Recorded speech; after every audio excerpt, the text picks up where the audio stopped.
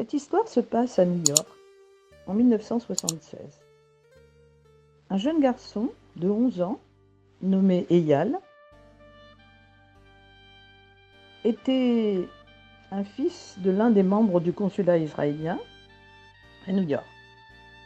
Et ce jour-là, c'était le jour où les forces israéliennes avaient fait un raid spectaculaire à Entebbe et avaient libéré les otages retenus à Entebbe par des terroristes. Donc il y a eu une grande réception à New York, au consulat israélien, et Eyal était très fier de voir son père, qui saluait des gens importants, et il était très fier de voir que des hommes politiques importants et d'autres invités prestigieux serraient la main à son père. Eyal vivait à New York depuis que son père avait été nommé au consulat pour 2 ans. Il savait que ce n'est pas dans cette ville qu'il ferait sa vie. Mais en attendant, c'était un enfant heureux et sans histoire. Hélas, alors que la célébration se déroulait selon un programme prévu, que les prises de parole se succédaient, Eyal a eu de violents maux de tête d'un seul coup. Il n'a pas voulu déranger son père, puisque celui-ci était occupé. Il a pu résister, mais les douleurs étaient tellement intolérables qu'il a été se plaindre à son père.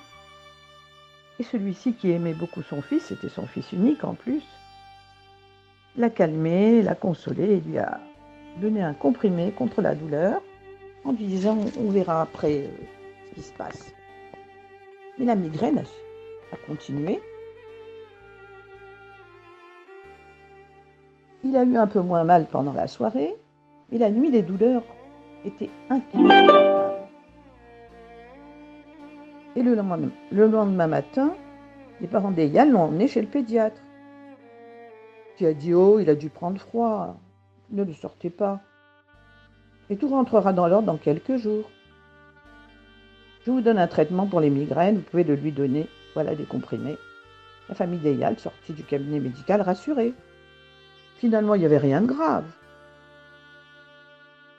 En fait, les médicaments semblèrent efficaces et les douleurs cessèrent pendant plusieurs semaines, à tel point qu'on pensait que tout était réglé.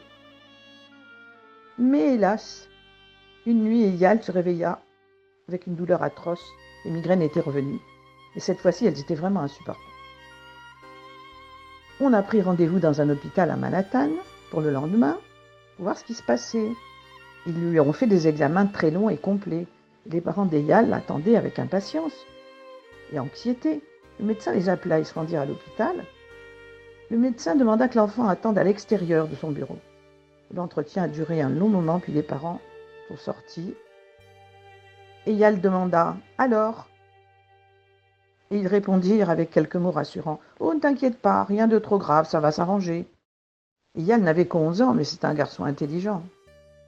Il avait vu sur le visage de ses parents que ceux-ci étaient préoccupés et que c'était pas vrai quand il le rassurait. Et il remarqua que l'atmosphère avait changé chez lui. Quand il posait des questions, ses parents faisaient en sorte de ne pas répondre, d'éluder la question. Ça a fini par le tourmenter à tel point qu'au dîner, il a éclaté en sanglots et dit « j'ai droit de savoir ce que j'ai, que me cachez-vous ?» Et au milieu de ses larmes, il vit ses parents échanger un regard. Le père d'Eyal se racla la gorge et il écarta son assiette avec une espèce de solennité très triste. Il a pris la main de son fils et lui dit « écoute mon fils, tu es un enfant intelligent, c'est difficile de te cacher la vérité. Il vaut que tu saches. Les médecins ont décelé chez toi l'apparition d'une tumeur au cerveau. » Là, il y a eu un grand silence. La main du père tremblait dans celle de son fils et la mère pleurait sans pouvoir s'arrêter. Eyal a compris que quelque chose de grave se produisait. « C'est grave ?» demanda-t-il. Et son père de répondre « ce n'est pas bon, mais nous devons surmonter cela. » À partir de ce jour, toute la vie de la famille a changé. Eyal et ses parents sont partis d'un examen médical à un autre, à l'infini, à répétition. C'était très douloureux. Ils étaient toujours angoissés. Et c'était fini maintenant du bonheur passé, tout devenait pesant autour d'eux. Quelques mois s'écoulèrent, arriva le temps de Yom Kippour.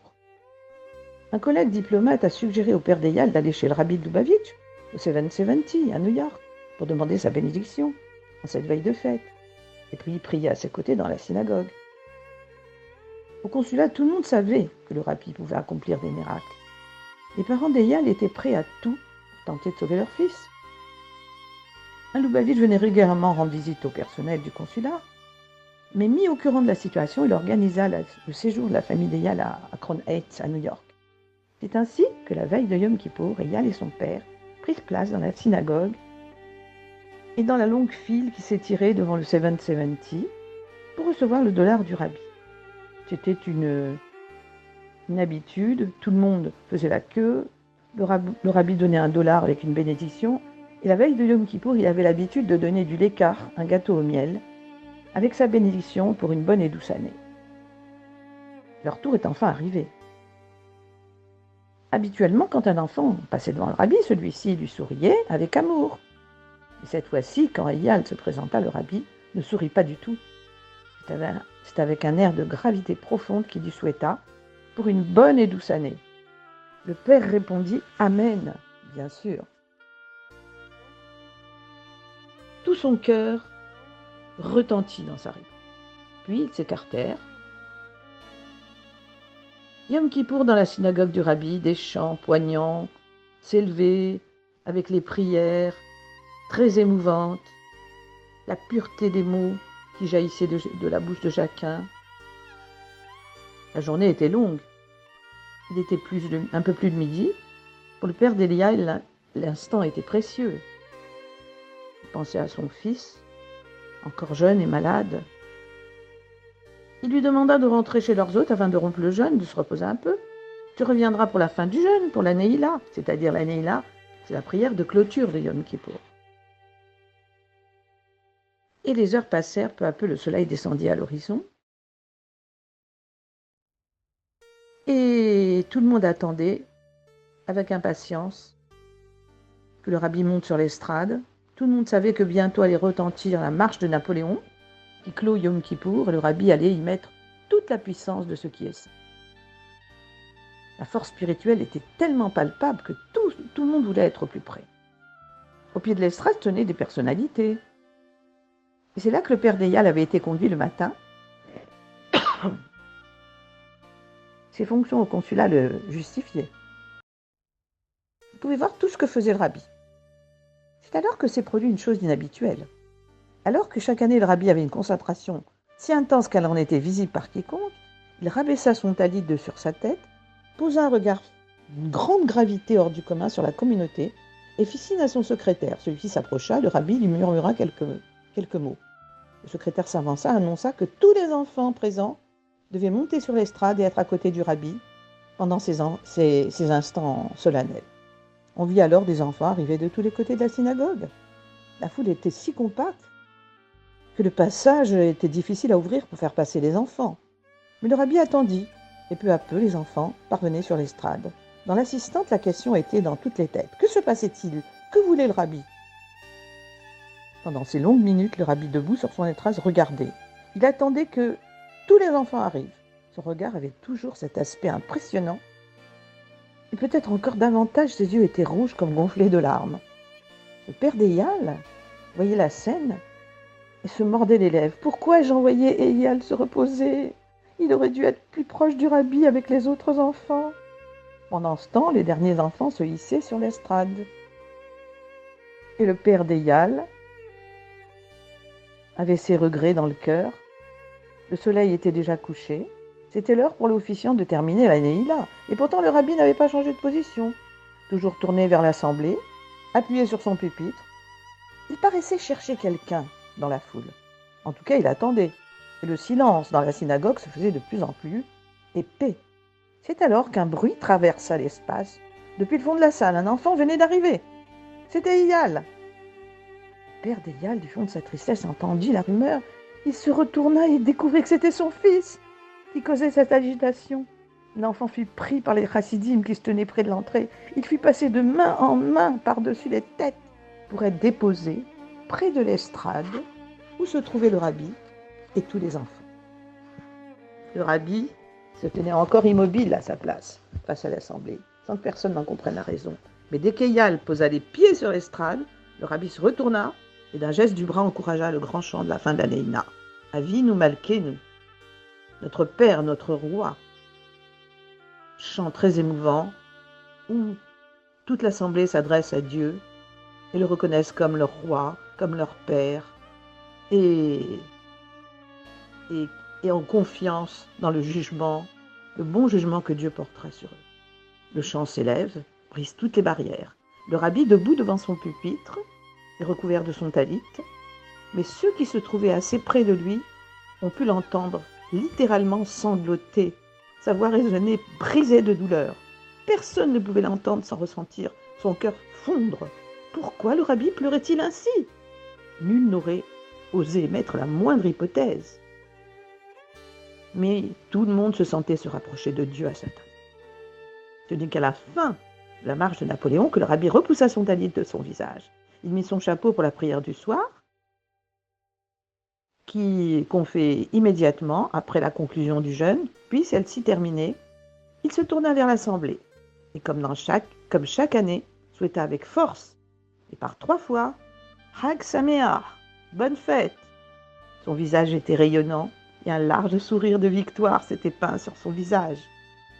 Puis, il se dirigea vers la sortie, où tous les enfants étaient groupés là, et se regroupèrent autour de lui. Un fugitif instant, ses yeux croisèrent ceux d'Eyal. Le regard était pénétrant, mais le sourire chaleureux était réconfortant. Le rabbi lui fit signe de la main, tandis que l'assemblée laissait éclater sa joie. Eyal et ses parents rentrèrent chez eux ce soir-là, épuisés. Et tard dans la nuit, ses parents se disposaient à aller dormir, mais Eyal sortit de sa chambre en pyjama et leur déclara « Je crois que je n'ai plus rien à la tête. Je ne sens plus de douleur. Je voudrais que vous m'emmeniez faire des examens. » Le père est resté incrédule. Il a caressé la tête de son fils et lui dit « Va dormir, Eyal. Demain, on verra. » Mais Eyal avait du caractère. Il a insisté « Papa, la douleur que j'avais a disparu. Je suis sûre que je vais mieux. » Ses parents échangèrent un regard plein de sens que seul pouvait comprendre. Puis le père reprit « D'accord, dans 4 jours, des examens sont prévus, nous verrons à ce moment-là. » Et Eyal s'entêta. Pour lui, quelque chose de nouveau s'était produit. Il supplia tant ses parents qu'ils acceptèrent de faire avancer la date des examens dès le lendemain. Quand le père revint le soir avec les résultats, il n'arrivait plus à parler. Il s'approcha de son fils, l'embrassa sur le front. Ses yeux se remplirent de larmes. Et il réussit simplement à dire « Tu avais raison, mon fils. Tu avais raison. Tu es guéri. » Conscient de ce qui s'était passé, Eyal et son père retournèrent au 770 à l'occasion de Simchat Torah. À ce moment-là, l'ambassadeur d'Israël à l'ONU vint chez le rabbi pour les danses de la fête. Il était accompagné des membres du consulat dont Eyal et son père faisaient partie. C'était devenu une tradition et une place était réservée au groupe non loin du rabbi qui leur accordait une attention spéciale. Quand le rabbi se tourna vers le père d'Eyal, celui-ci attira son fils à lui et le plaça au premier rang. L'enfant, en toute simplicité, dit « Merci, rabbi, je suis guéri. » Son père ajouta avec émotion « Le rabbi lui a sauvé la vie. Eyal lui doit toutes les années qu'il vivra. » Mais le rabbi, avec un sourire merveilleux, fit un geste de la main comme pour dire que tout ceci ne comptait pas. Et il précisa « Le merci, il faut le dire à Dieu et toujours te souvenir que c'est lui qui a fait ce miracle pour toi. »